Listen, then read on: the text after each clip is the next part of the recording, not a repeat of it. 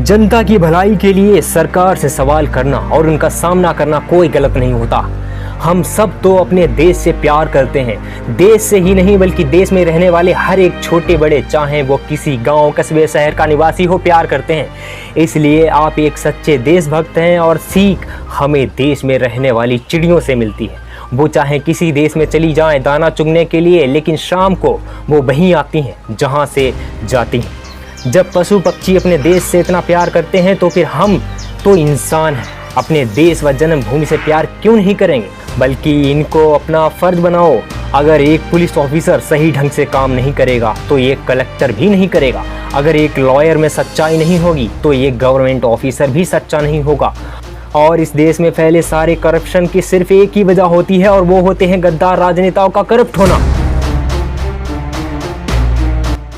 Paper खरीद लिए जाते हैं, चैनल्स खरीद लिए जाते हैं, क्या सच है और क्या झूठ जनता को पता ही नहीं चलता। भारत माता अपनी भलाई के लिए 5 साल में एक बार सबको मौका देती है। वो क्या है जानते हैं? इलेक्शंस। लेकिन वो भी मौका व्यापार बन गया है, लाखों करोड़ों रुपए का व्यापार। और इसकी वजह कोई और नहीं, हम हैं, हम सभी हैं। हम अपनी ज़िंदगी में बहुत सारे दिन सेलिब्रेट करते हैं, birthday, lovers day, marriage day, fathers day, friendship day, यहाँ तक कि लोग अपने डॉगीज़ का भी बर्थडे मनाते हैं। क्या इस देश की सेवा के लिए किसी के पास एक दिन नहीं है? क्यों नहीं है?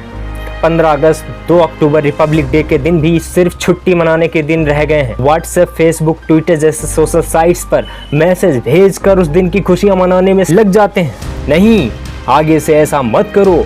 देश की सेवा के लिए कम से कम एक दिन निकालो। इसे क्वेश्चनिंग डे का नाम दो। और जिस दिन ऐसा हो जाएगा जब हम मीडिया से, नेताओं से, सिस्टम से सवाल पूछेंगे तो ये देश मजबूत होगा, हम सब मजबूत होंगे। अरे कब तक बेचते रहोगे धर्म के लिए, पद के लिए, पॉलिसी के लिए, साड़ी के लिए, नोट के लिए, बियर और बिरयानी के लिए अपनी कीमती वोट को?